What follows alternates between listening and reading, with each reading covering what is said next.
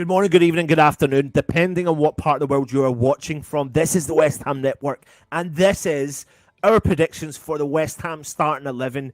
But not just our predictions, your predictions, because as we have been doing this week in the community tab on YouTube, you've had a chance to vote for your 11, and we'll put that video up as we go along. And as you all know, it's not just me. It's never just me. 1 week it's Matt, 1 week it's Russ, another week it's someone else, and we've got another one in here today, and it's Mr. Luke Bailey.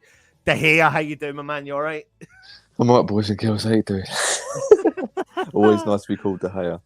Oh, he loves it. He loves it, really. Smashing looking bloke he is. Yeah, he is. He certainly is, mate. So listen, we're going to get into this, but before we do, just a couple of brief points. We've come off the back of a draw against Southampton. Just briefly, mate, give us a quick rundown how you felt about that.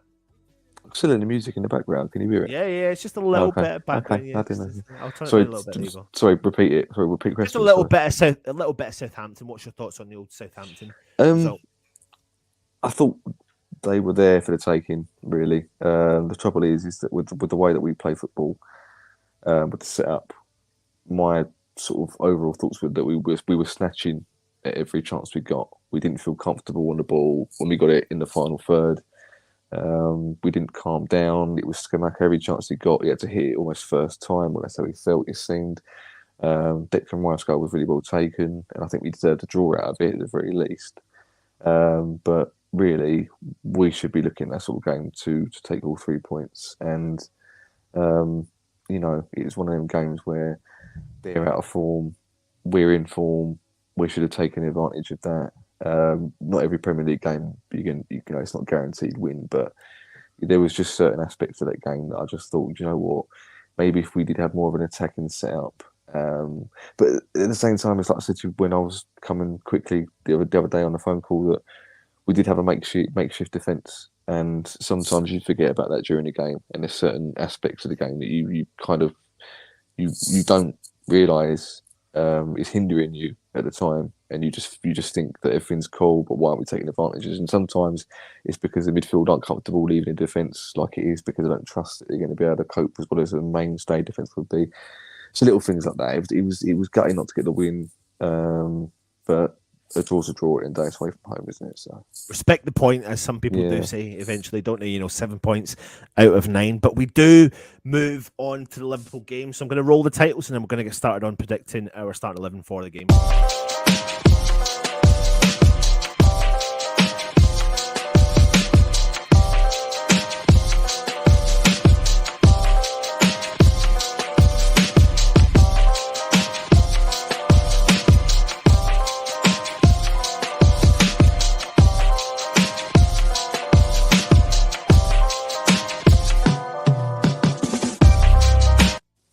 Now, there are several positions during this conversation we're going to have that I think some are obvious choices and some we're going to have a little discussion about. So we'll get started onto the goalkeeper. Look, Premier League goalkeeper Fabianski, Cup competition keeper Areola. You've got the fan base still calling for that transition, but we are 5 games unbeaten, and why would Moyes want to change it for the Liverpool game?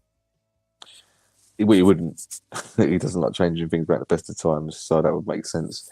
I thought actually he played really well against Southampton. I thought that was one of his better games for us, to be honest. Yeah. He made quite a few really good saves. He couldn't do anything about the goal because of the deflection.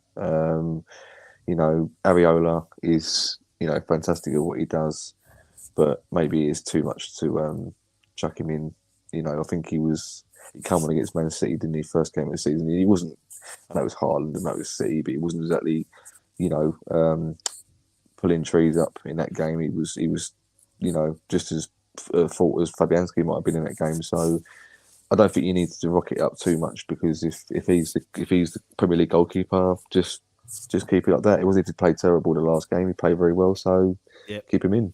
Fair play. If you are watching, put your comments in. Let us know your thoughts again on the debate about Areola and Fabianski. But let's move into our defence, mate. We're trying a few different things in terms of formations. Now, David Moyes said in his press conference that we're probably in the same situation that we find ourselves back on Sunday, with players that are or are not available. Now, he didn't give too much away. He didn't necessarily rule out Craig Dawson or Kurt Zouma, But the following comment onto that, which is what I've just said, is that, we probably find ourselves in the same situation. So on that basis, the question I've got for you is, what formation do West Ham take to Liverpool? And with that in mind, who starts in the central of defence for West Ham? Well, the general consensus is that when we play four at the back, we tend to do a lot better. That tends to be our sort of most comfortable formation. I have no problem with the 3-5. 3 in attack, 5 in defensive. It's a modern football formation. Most teams play it. A lot of the top teams play it. So I've got no problem with us playing it, but we don't tend to play that well with it at the moment. We haven't got the players available. When we do, we sort of still seem to be finding our feet with it. So just stick with the four at the back. If there's still no Dawson and no Zuma, keep Kera, Johnson at the back. I don't really think. How do you feel about them at the back? Kera, I like. He's got the odd mistake in him. I think he's still getting to it. A bit like Paqueta. A lot of people are saying Paqueta needs to get up to speed with the Premier League. Well, I think Kera's probably the same. He's a very intelligent defender. I think he's got a mistake in him a little bit, but that's not down to. That's pretty more down to naivety than not knowing what to do. Johnson isn't a centre back, but he's playing well there for what he's being asked to do. He's clearly a right back. In my opinion, he's actually probably our best left back on his day. So as a pairing, they're a make-do pairing, and they didn't really have much to do against Southampton. There wasn't that many chances that you thought, well, they've got. Che Adams was Adam on, he had him for breakfast in the first half, and I think he went a bit quiet in the second half. But for what it is, I trust both of them to do the basics right, and I think it's going to be one of them games where you get your basics right, especially if they're playing Nunes up top who can't hit a barn door, then perhaps it is something they're not have to get away about that much. So they make do, but as long as they get the basics right, I'm comfortable with them. I've got no choice really.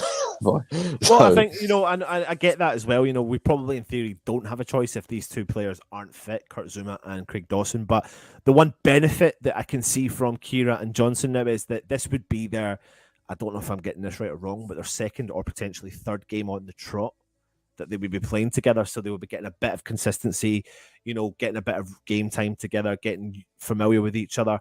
What that does, though, mean is that we don't have big guys at the back, but we do have a shitload of pace, which is something that Zuma and Dawson don't have. So there's pros and cons either way. One, some are natural born centre halves and some aren't, but it's makeshift and But let's move on to one other player that's not going to feature, but he was mentioned in the press conference. Aguerd, are you excited about him coming back? I am. I think it's actually been the worst injury we could have had at the worst time, because I think he was kind of the marquee defensive signing. He was going to be the one to make everything, to boost everything, to be the assister in the defence, to ping balls up front and stuff like that. A captain, captain type, a leader sort of player. So to have him out, it almost seemed like we had to makeshift our defence again by getting Kera in and try to make the best of it. So to have him back will be, I think he'll breathe a new breath of fresh air into the squad. Problem is that, and I say this with a pinch of salt, I hope that people don't take, they don't get his back straight away if he's not the finished article right away. Allow him to have a couple of bad games, if you get what I mean, because it's going to take him a while to get back to the pace. But I'm excited. I think he's going to be worth the money, and I think he's going to change our outlook where our defence is concerned. Because to me, we're still a bit of an old school defence kind of club, whereas I think he can be the advancement, if you get what I mean. He can usher us into a new era defensively, and perhaps it's what we need to help Moyes out, if you know what I mean. Get the best out of his defence for him as well. Absolutely. So let us know in the comments what you think about the centre-back pairing of Kera and Ben Johnson. This is our prediction in terms of what we think will happen on the basis of the information that you're given, especially from the press conference, etc. Let's move into the left-back position for West Ham. And I'm going to talk about Creswell because, do you know what? Fair play to him. I think he's actually stepping up to the plate, particularly over the last couple of games. I think he's, I get people's frustration at him, but I actually think he's been finding a little bit of his old form. I think he's not been a concern as much as maybe what people thought he would be. But you're shaking your head a little bit, thinking that maybe I'm talking bull. No, yeah, I know what you're saying. The trouble is, I think what you just said there is he hasn't been a problem, and that's something we should be pleased about. Whereas me, I don't see what he does anymore. I don't see him taking any great corners anymore. Can't be the first man anymore. That's annoying. I'm not going to lie to you. That's annoying because I've noticed that in set pieces. I think that's the whole round the team. We've struggling with that. But he's a main culprit of that. What used to be the main free kick and penalty taker. He maybe doesn't get caught out as much down the wing, but for me, I don't see what he brings. He doesn't. He's got no pace now. Doesn't really get down the wing that much. And when he does, it doesn't really tend to lead to anything. He's not reliable defensively, and in my opinion, Emerson was twice as good as him on Sunday. And I think if it was me, I'd pick Emerson over Creswell. I mean, there you go. I mean, Lucas just shot me down, but you wouldn't believe. But I get it. I get what you're saying. So the question I'm asking you then, Lukey boy, is he going to play Creswell there, or is he going to play Emerson there? He'll play Creswell there. I agree. I think he will as well. I think he will. And there you go. We've put him in the team. What do you think from what Luke said? Do you agree with him? Do you not? What should West Ham do? What should David Moyes do? Let's move on to the right back position. Now, a player that's been getting called out quite a lot this season. I've criticised this player a reasonable amount, but don't condone some of the stuff that was said to him online and Vladimir Safal. But I don't see him, or do you see him playing at the right back? I mean, what do you think we'll do at the right back position against Liverpool? We can't underestimate this opposition. I know they've not had the best of starts. They found a little bit of form recently, but you can't underestimate a team of Liverpool. Really, let's be honest, you can't. So, what do we do? He's going to play. For me personally, and this is me being a bit naive and a bit out there, but if he's available, I would play Ashby down the right. Because we're away to Liverpool. They've been terrible all season, apart from Sunday when they beat City. And sometimes you need to do something a bit left field and bring in a player that they have no idea about. They've got no idea what he's about, how quick he is, what runs he makes, how good he is defensively, what's his crossing style. Because every team knows about Safal. And I genuinely cannot remember the last time he put in a decent cross and we scored from it or even got anything positive out of it. I've criticised him all season. I really want him to be well. I love the bloke himself. He's a heart and sleeve kind of guy. I want him to play well, the same as Souček, the Czech brothers, as I call them. But he has lost at least a yard of pace. And when he gets the ball, he has a lot of time on the ball. And that's because no opposition player feels like they need to make any challenge on him because it doesn't need to happen because he's not going to do anything with the ball anyway. In fact, he's going to more or less give the ball back to him anyway, which says a lot about his performances in a minute. Don't condone abuse at all. You should never really abuse a player unless they're being horrible to you. You give as good as you get. Criticise them all day long for their performance. Positive criticism if anything, and if it has to be bad criticism, then so be it. Maybe in some ways, but never abuse. It's never nice, especially for a player that I don't think many people would say he doesn't give 100% for the shirt. He's always out there trying his best. Yeah. He's not just not cutting the mustard at the minute. So for me, if he's available, I'd play Ashby over him. But maybe it's the best thing for him to play tomorrow, and the away fans that are going there can give him some sort of support to let him know that not all fans are against him, and maybe that'll give him a boost he needs to actually start performing well again. I actually think that Safal over the two Anderlecht games was playing quite well. And he probably needed. Disagree, but fair enough.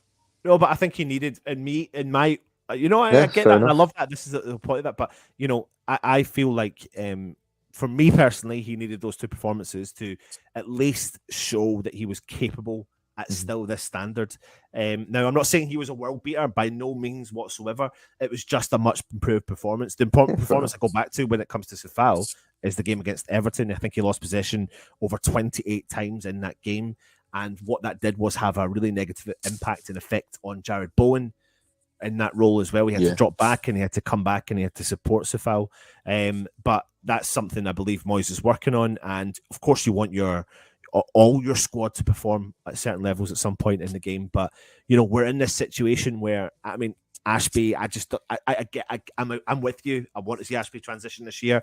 It's such a big game at Anfield. I just don't see it, and I think you're the same. You probably don't see it either. No. It's something we wish would happen, but we just don't see it happening. So on that basis, we're both committing to Vladimir Sefal, and if anything, you have to take a positive from it. There's a little bit of experience in there as well. So. There you go. We'll go with that one. What do you agree? Do you disagree? Agree with myself and Luke? Put your comments in. Let's get straight into the nitty-gritty, the midfield, the middle of the park. Now, we know the one player that always goes in there, and that is the captain at the moment, Declan Rice. But you thought you were going to say Souček. Well, currently, yeah, you could say that as well, absolutely. But we know there's no point in us beating about the bush here. We know Declan Rice, the captain, is going to be in the team. But the thing that's up for debate as West Ham fans is who partners him. And doesn't matter what we say week in and week out. And I genuinely thought against Southampton, if there was a game, because we had 2 Premier League games on the bounce, if you were going to make that transition, you would have transitioned Downs in for Southampton.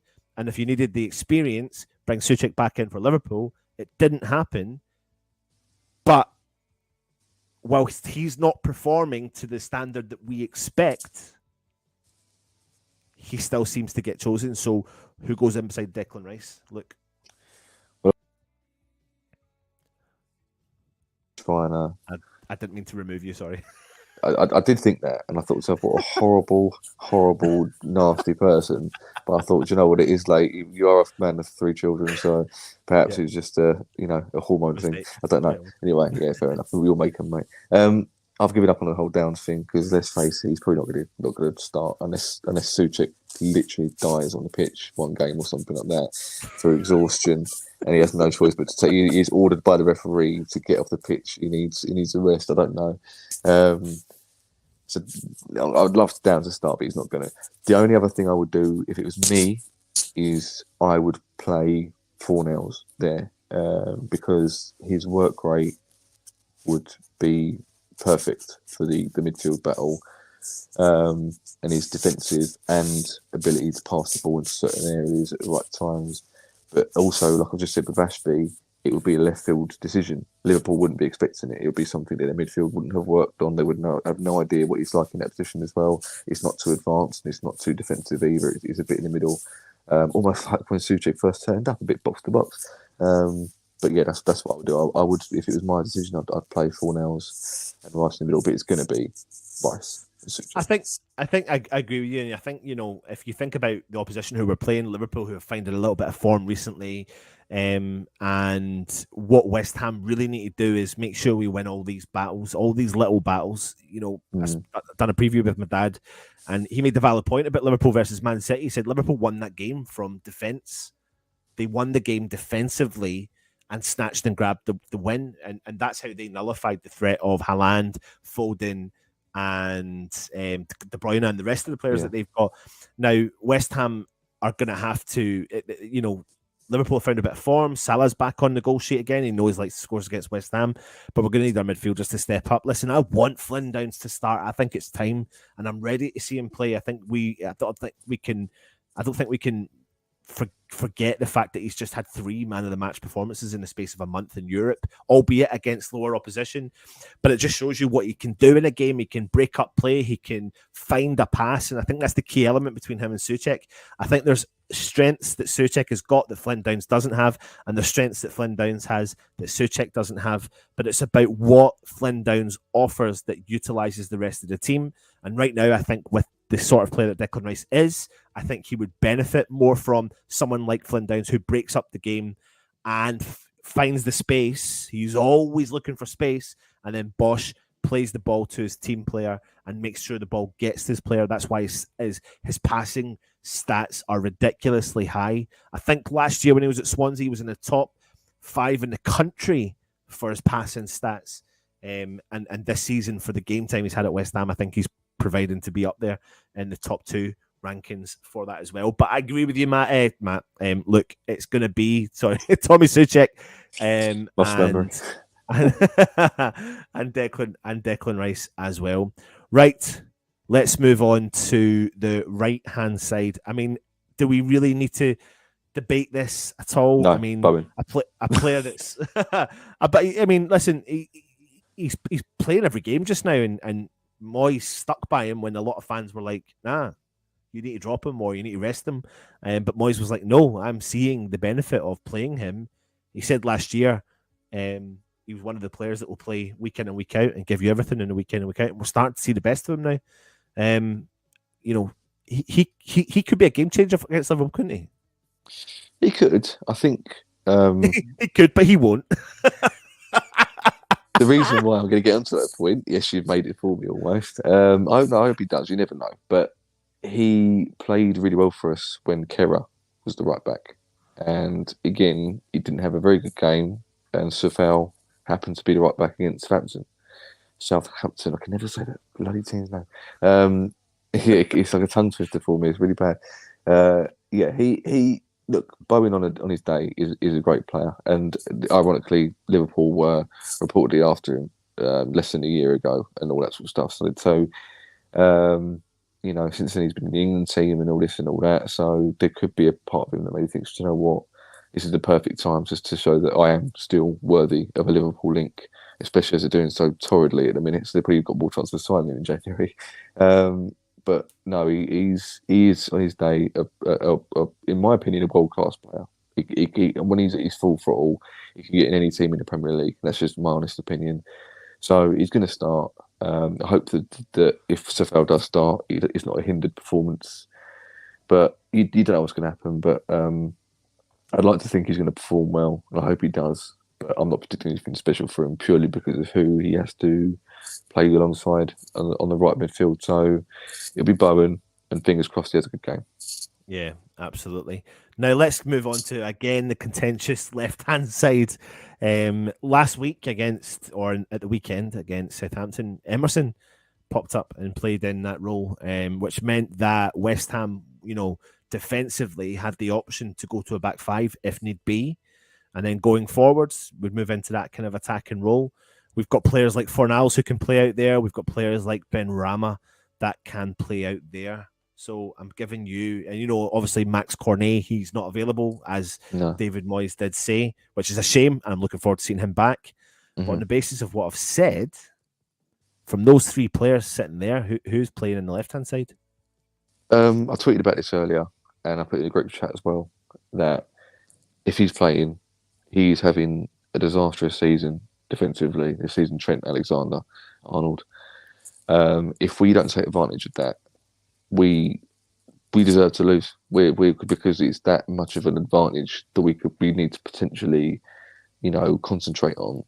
That I wouldn't play Fornals, not because of Fornals, but because of what would Fornals' role will be. It basically means you don't really attack that left-hand side very much. You use it as a defensive flank.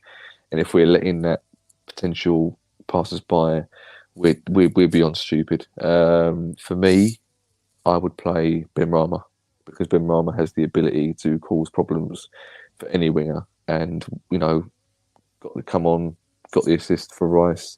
Didn't think he had a particularly great game when he come on, but he still got the assist, so I'll give him credit for that. But put him up against a dodgy right back who isn't having their best season, and I think it's a no-brainer. I kind of would like, if he's not going to do that, I would like him to go with Emerson, because Emerson showed,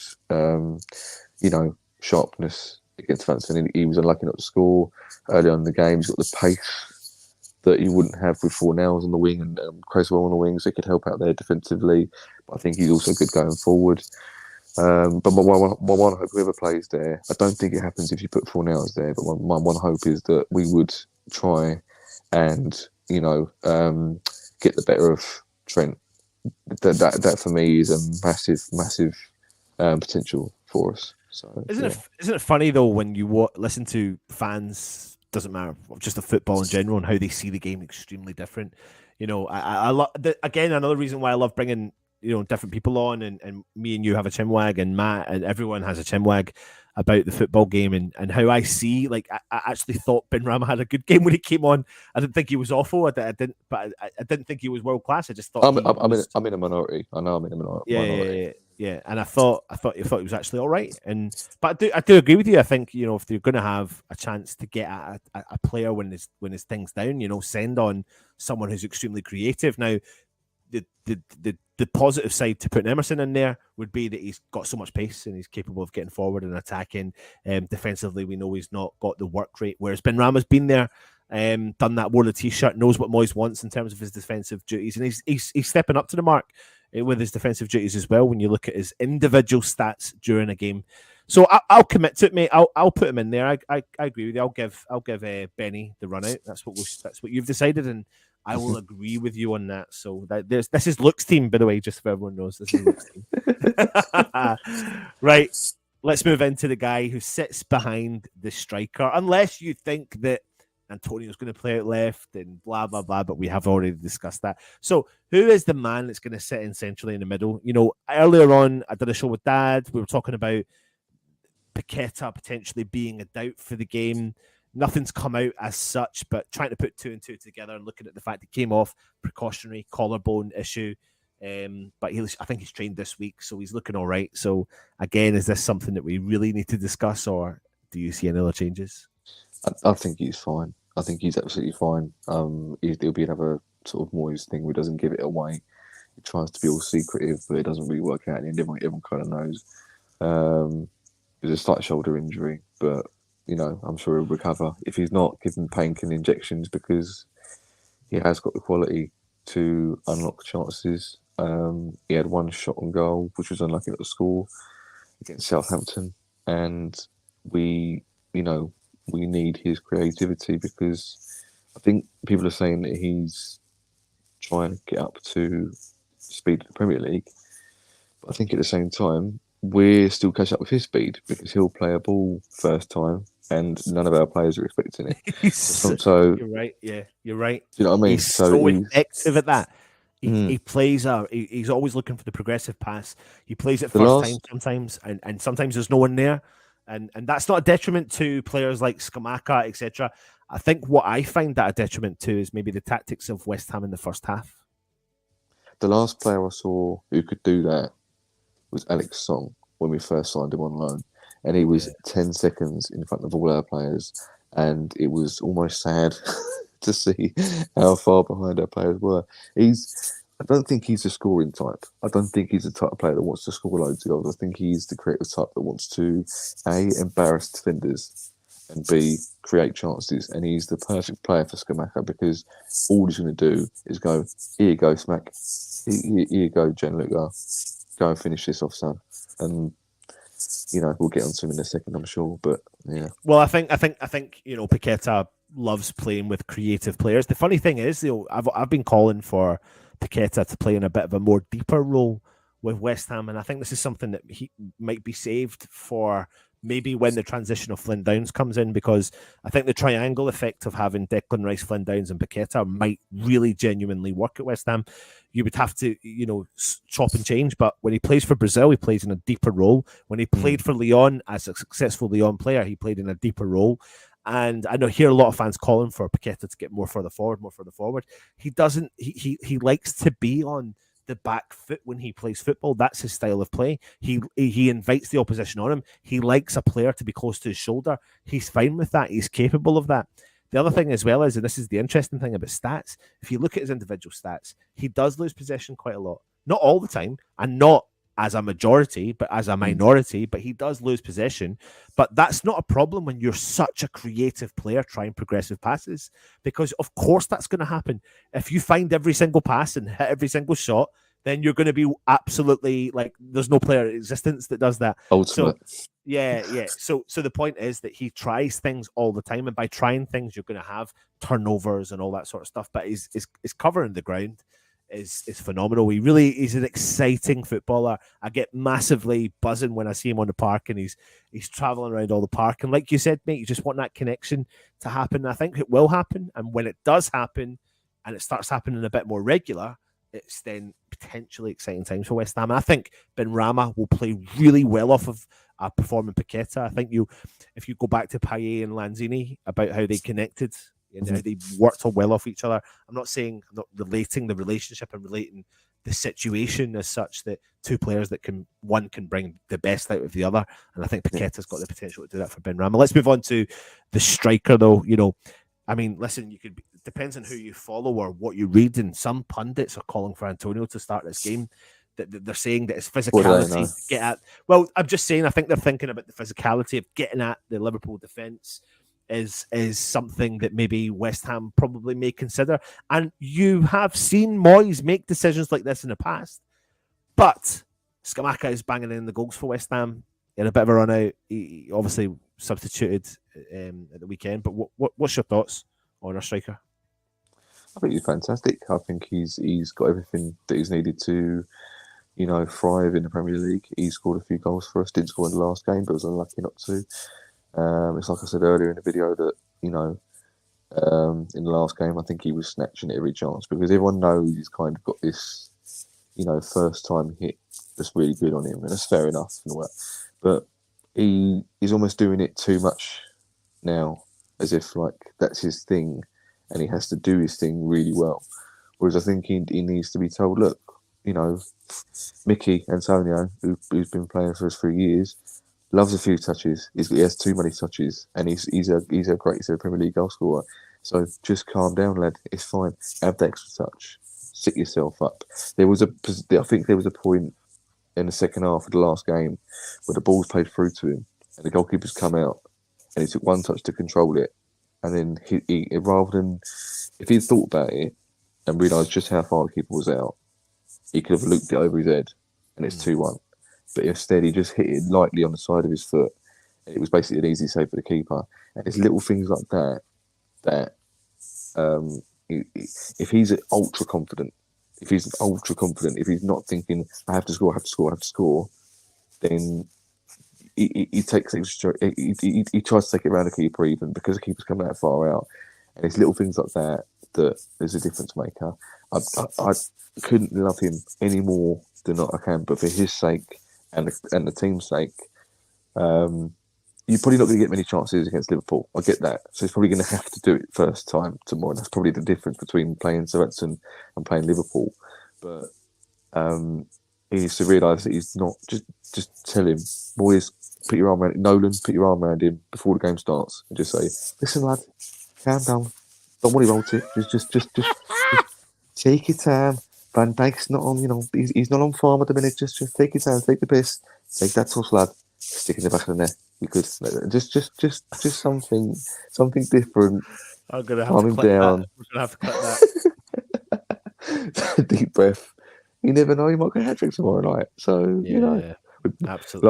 Last time we beat them 3-0. I'll take a 3-0 with a smacker hat trick again. So for the first time. So yeah, more than merrier. That would be absolutely fantastic, especially if we could travel away to bloody Anfield and get a result there. And if we could walk away with 10 points from 12 over the last 4 games, I think this is our best chance of beating them. I think this is honestly well, the way do you know what, mate? I've been at the gym recently talking to several fans covering all different grounds, and what's interesting is there was a group of Celtic fans and Rangers fans talking, and the Celtic fans were saying to the Rangers fans, if there's a time that the Rangers are going to beat Liverpool, it's now. And they got smashed 7-1. The following week, they beat Man City. They have some form of momentum. There is an injury crisis at Liverpool. There's an injury crisis at West Ham. So I think there's a kind of equilibrium there, really, where they've equaled each other out slightly. But we, as Dad has said, let's not underestimate this opposition. They, with most of the players in that team, won the Premier League. They, with most of the players in that team, go far in the Champions League. So when they are struggling, they'll get their fans behind them and they'll find their voice and get there. It's just about, for me, the big deal tomorrow is about what West Ham turns up. Yeah. And we'll know that within 5 or 10 minutes. And that's the key element. That's the key thing, isn't it? Yeah. Good point. So this is the team that myself and Lucky Boy have decided on putting out there. We think David Moyes will go for this. Fabianski retaining his position in the Premier League as goalkeeper. Sefal coming in at right back. Kira, Ben Johnson deputised as the central defensive pairing alongside the man, the legend, the man with the magic hat, Creswell in at left back. We've got Souček and Rice protecting the midfield with Paqueta just in front of them, using his creativity, fingers crossed, to penetrate the Liverpool defence. Jared Bowen on form, looking for a plane ticket to Qatar, out on the right-hand side. Ben Rama stepping in to the equation, trying to prove all his doubters wrong, with Skamaka leading the line up top. What do you think? Put it in the comments below. Before we end the show, I'm going to give you your video of your 11. You have been voting on the community tab, so this is the results that you came out with.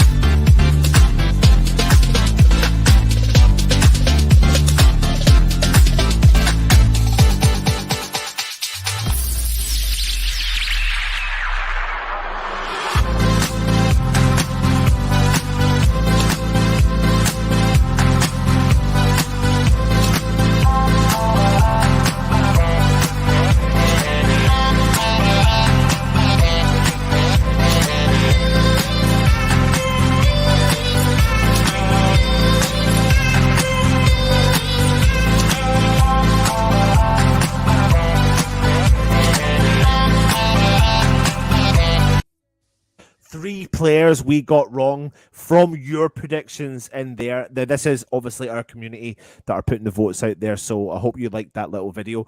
Look, before you go, mate, before we go, give us your predictions for the game. Do you know what? I said it just a second ago. I'm going to go for a bold one. 3-0 West Ham. What? But 3-0 West Ham. What? Listen, mate, I'd snap your hand off for that. I'd snap. That's a me prediction. That's Look, a me prediction. I've been up since 4:30 in the morning. I've been Right, out for so a curry with the boys.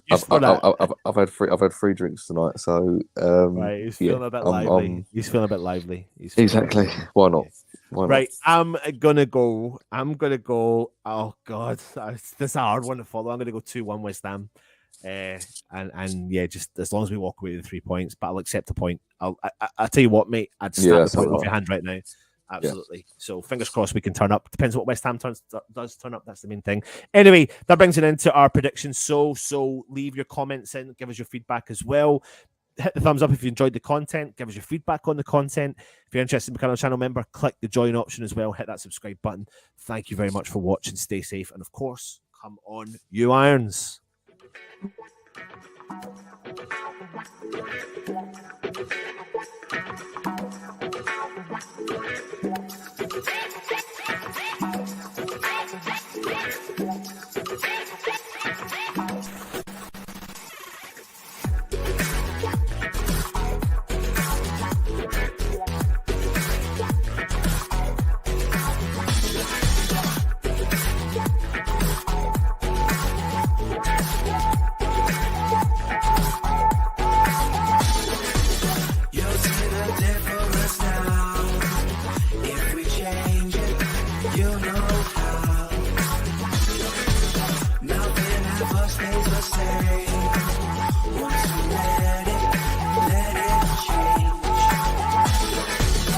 It's like a family tree.